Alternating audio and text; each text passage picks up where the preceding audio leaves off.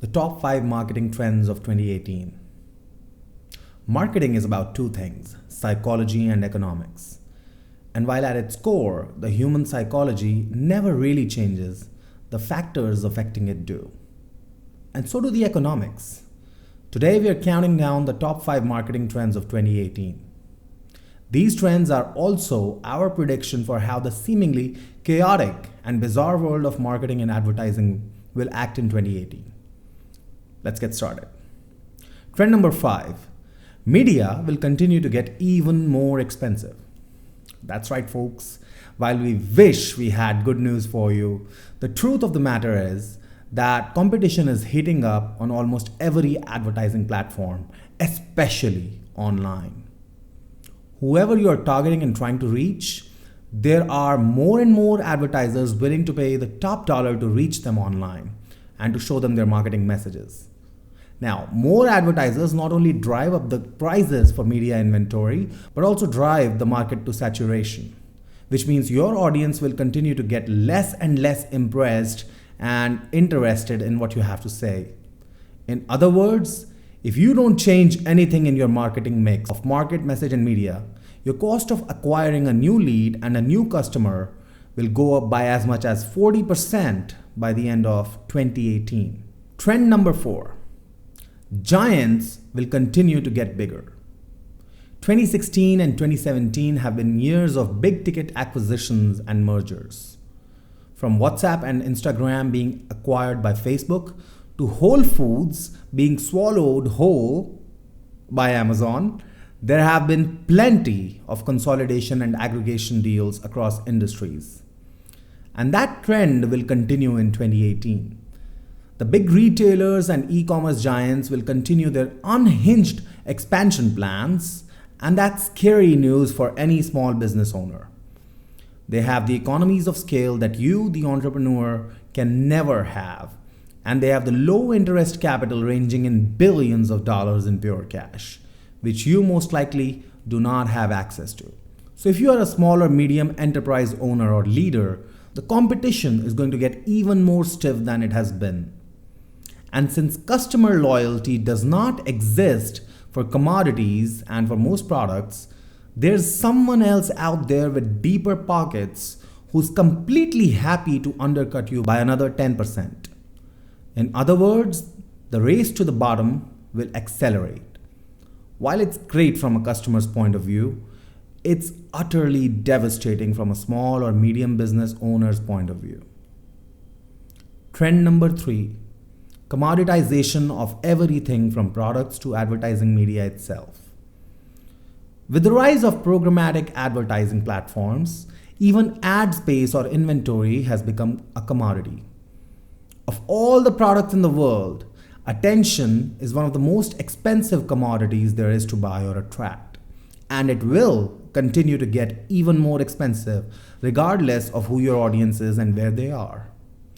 Of course, all the mass manufactured products are already following a race to the bottom as we discussed earlier, but this is as much good news as it is bad for you.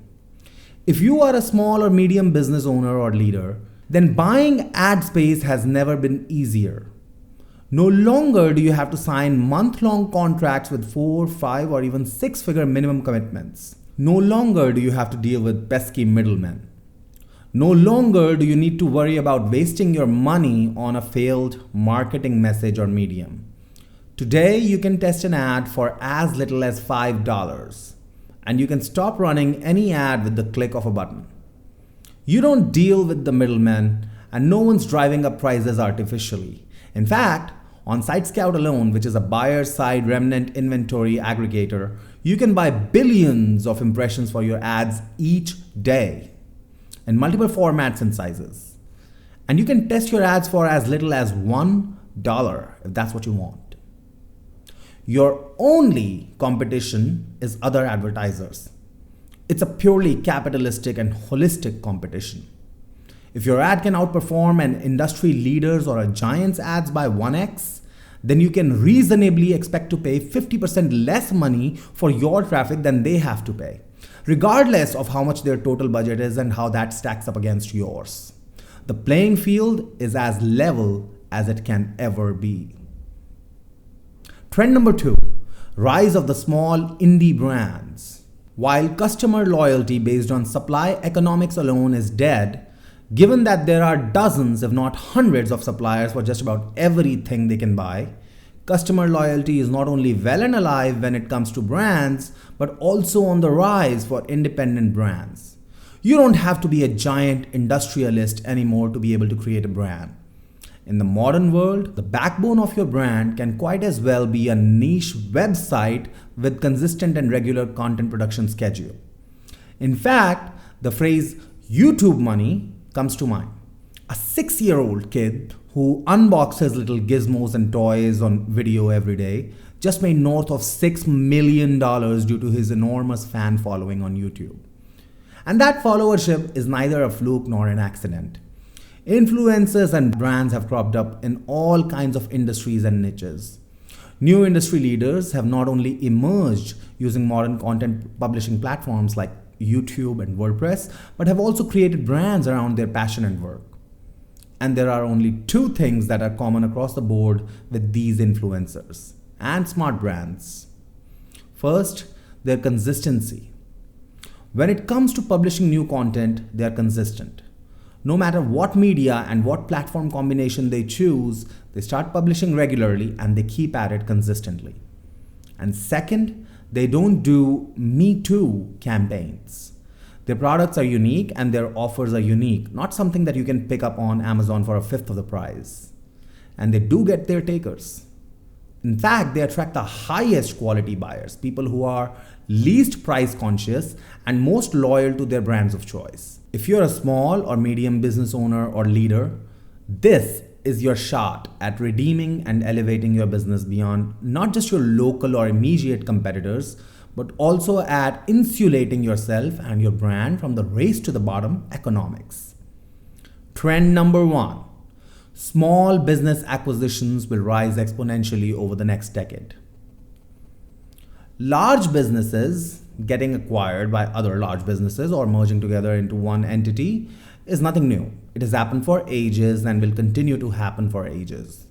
What is new is how many small businesses, established and profitable, but small businesses, are available for sale and how cheap they really are. The P/E ratio or price to earnings ratio for an average company on the stock market varies between 18 and 30, if not much more. Which means that a stock that you buy for $1,000 produces $33 to $55 a year in appreciation and dividend combined. That's roughly 3% to 6% annualized return, considering only the purely profit generation metrics for any given business or company. But the same proportions just don't hold true when the scale is much smaller. A small business producing less than $1 million a year can be had for a P/E or price to earnings ratio of 2.25 to 2.5. In other words, you can acquire a small corporation producing $1 million a year in profit, and you can have it for as little as $2.25 million. Now, the reason for this disparity is because the small business scene is a different scene. It's a buyer's market. There are far too many small businesses for sale on the market, but there are very few takers. Industrial buyers, private equity firms, and big companies have no interest in buying businesses that tiny from their perspective. It just doesn't make sense for them since the numbers are so small. And then there are demographics. Baby boomers are now retiring. There are roughly 65 million of them. These 65 million people are passing down their business assets to only 44 million people in the following generation. And given that the current political trend and atmosphere in America is leading to younger people abandoning capitalism as a core philosophy, it's no surprise to me that only 1 in 13 small businesses that gets listed for sale ends up actually getting acquired within 2 years. Which means this is an excellent time for you to grow your business through acquisitions, even if you've never considered them. It's never been easier or cheaper to acquire a small business along with all their assets, including customers and client contracts, apart from equipment, real estate, furniture, and furnishings. So if you have a competitor who's been killing you in the marketplace for a while, talk to them and see if they're open to selling their organization to you altogether. Chances are their answer might surprise you. By the way, if you are interested in growing your business through acquisitions, click on the link in the description below and get in contact with us. We specialize in small business mergers and acquisitions, and whether you're just open to considering this idea or you're at valuation stage and need help with that, or you need us to put together an entire deal for you, get in touch with us and let us know. We can help with individual stages ranging from prospecting, identification, communication, valuation, financial modeling, due diligence, agreements and legal, financing, as well as closing, as well as management and integration of processes post-closing. We can also help with the entire process. So those are our top 5 predictions for the upcoming months. Do you agree with our list? Let us know in the comments below. If you liked this video, hit like. If you didn't, let us know why. If you have a comment, question, suggestion or complaint, leave a comment below. And as always, thanks for watching. My name is Laksh Bell, and on behalf of our entire team here at Westernston, I wish you and yours a very productive and prosperous 2018. Happy New Year.